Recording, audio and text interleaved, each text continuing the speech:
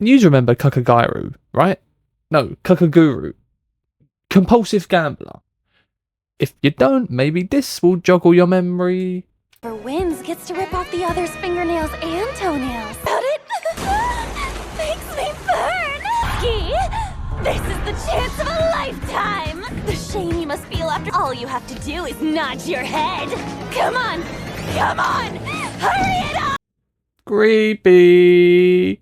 Now do you remember? Because I know I certainly didn't forget when I first watched this 4 years ago.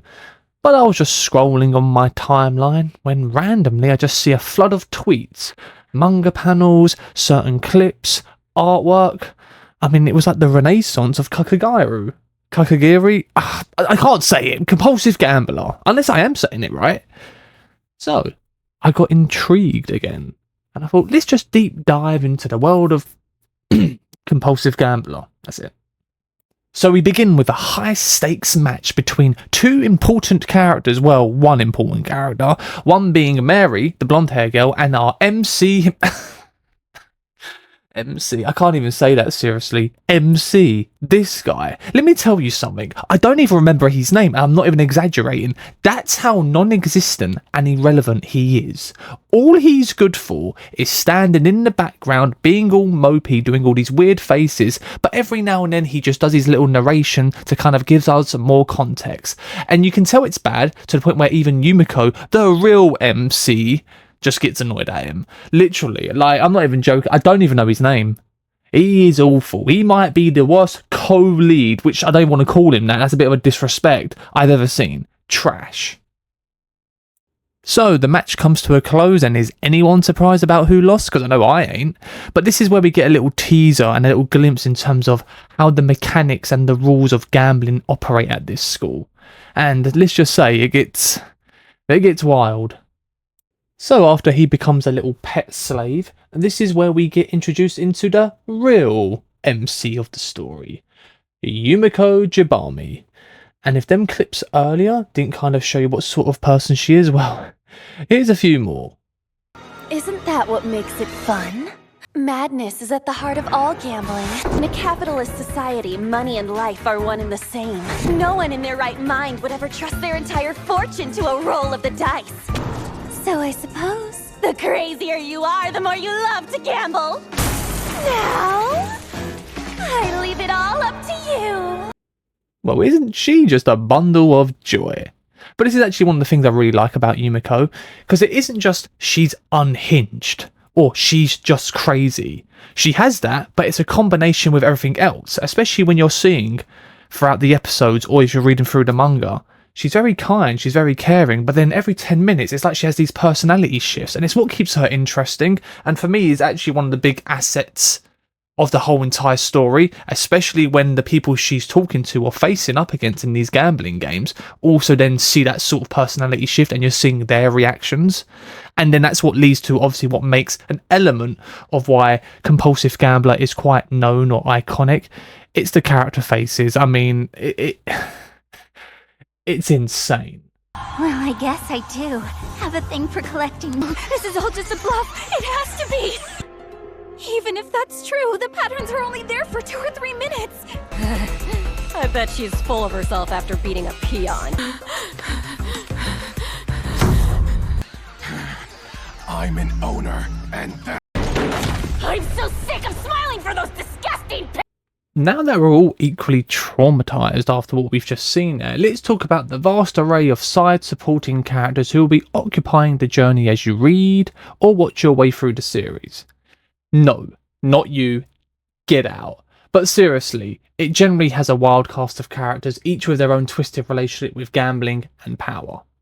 But at the centre is the main character herself, Yumiko Jibami. Now, I touched on her earlier, but she really is a fascinating character because she's not your typical cliche protagonist. She doesn't just gamble to win for money, or for the fame, or for the power, or for status. She's just doing it because she's addicted. She's literally a compulsive gambler. Name drop. But as you've all noticed, and I've noticed, and everyone in the world's noticed, she literally gets this sexual thrill from the risk of it. It's kind of crazy, but that's what makes it unpredictable. unhinged, and completely throws off the school's power dynamic just by not caring about the usual stakes. And this is what makes Yumiko a great character in my eyes, because it is that unpredictability. You don't know what you're going to get from her. She has this sweet, innocent sort of voice, and the way she presents herself, and the way she looks, but then the next minute, she just goes completely insane. But do not get it twisted thinking, oh, that's all there is to all these characters. Yeah, they all look kind of normal, well, not all of them, and then that's it. It's just gambling, being crazy, unhinged. Yes, some characters are like that, especially Midori. She is pure insanity, chaos, goblin, nightmare, fueling, literally. But that's the thing, you know that from the get-go, just even by her design. If she'd never spoke, you would know she's insane. But there's a reason why she's like that. But with Yumiko, yet again, she's not just, oh, I'm being unhinged to be unhinged. She just loves the thrill of it. And that's the thing. Something that actually was quite surprising when I was reading and watching is that there's actually quite a lot of emotional depth and core to these characters. And one of them who I actually think has the most compelling character arc is Mary. You know Mary, the girl who we saw in the opening minutes of the first episode, going up against that random nobody, I don't even know what his name's sort of character anyway, he's not important. No doubt when you first saw her, you're probably thinking, oh, okay, she's going to be the main villain or the main recurring villain or a nuisance or maybe even Yumiko's rival, especially when Yumiko beats her. But no, actually, it's the complete opposite.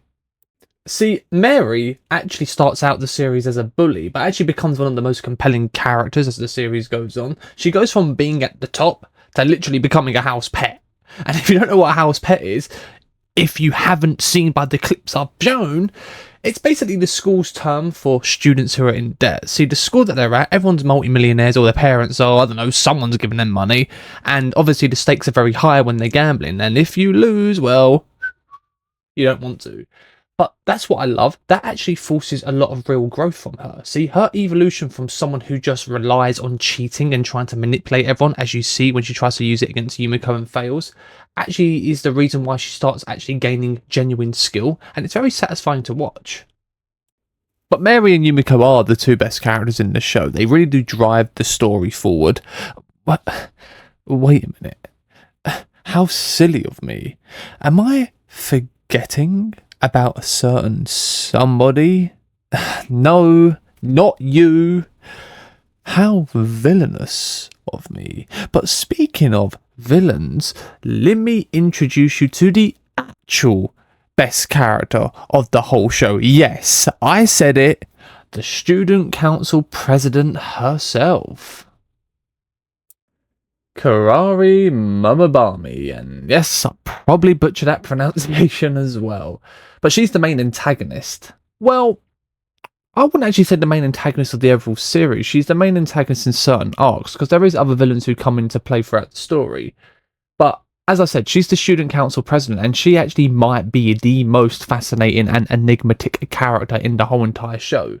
See, what makes Karari so compelling is her absolute dominance and the way she views gambling. For her, it's not about the money or fame. Does that remind you of a certain somebody? Nudge, nudge, wink, wink.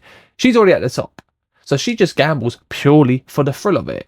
Yet again, sounds very familiar.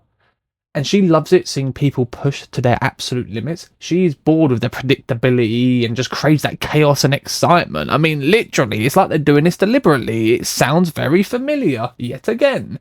And that's the reason why she established the Academy's brutal gambling system in the first place, right? But after establishing this sort of hierarchy of power, Karari's sort of personality comes across as very cold, very calculating, almost inhuman at times. She has this unsettling calmness and speaks in a very measured and polite way. Yet again, I don't want to keep sounding like a broken record, but does that sound like somebody we know? So even when Karari's making her threats, they just come across as very chilling, especially to a lot of the other characters she's interacting with. Like, they're scared of her. She's very intimidating. She has this sort of presence because she sees most people as beneath her, but that's the difference between her and Yumiko. Yeah, if you didn't connect the dots, the parallels and the connections are between her and Yumiko. She just views everyone as pieces in the game. Though, speaking about Yumiko, she does develop a very particular fascination with her, because why wouldn't she? Yumiko is basically her equal, because Yumiko also gambles for the pure enjoyment rather than practical gain. But yeah, that's Karari, and basically that's the three main characters of the whole entire series. I probably haven't even done them justice, to be honest. There is so much more to them, and there is so much more to a lot of other characters who play a part in this series. But we'll be here all day, and to be honest, they're my three favourites. I am being a little bit biased while I'm talking about them the most, or only them three. You know, I don't want to talk about that other random loser. Yeah, you. But trust me, read the manga, watch the anime. The anime is great. It does skip around with a lot of content. It also does some rearranging of certain events. I don't know why they did that. I mean, personally, it's not the worst thing in the world, but I don't know. If anyone knows why, please tell me. But if you want to explore more about this universe, oh, trust me, let me introduce you to the KCU. Because you know that spin-off I mentioned earlier? Whoa, if you thought that was the only one, you'll be sorely mistaken, because there's like 4 or 5 of them, which go into detail in some of the other characters who may not get as much screen time in the main series. And to be honest, I love when franchises do this, because it really just broadens the world up even more. It opens you up to more sort of life in terms of the existing universe, and especially you get to go into more detail with the characters, whether you like them or not. Maybe it changes your opinion on them, you know, especially with Mary, right? I mean, I like Mary anyway, and I think a lot of people do, and I know a lot of people ship her with Yumiko. I mean, who wouldn't? They're my favourite ship. I mean, look at this dynamic duo. Wow, let's go. So yeah, that's Kakegurui, compulsive gambler. I love this. It's so good. Not only is it unique, it's chaotic, it's unhinged, it's crazy, it's intense, but it's also quite emotional, very tender, quite heartwarming. Who would have thought that? And not only that, when do you ever get to see the most prettiest girls in the world instantly transform into the most hideous monsters? I love this even more. Wow. But let me know what you think. What do you think about the world of Kakegurui? Ooh. That's fine, I suppose.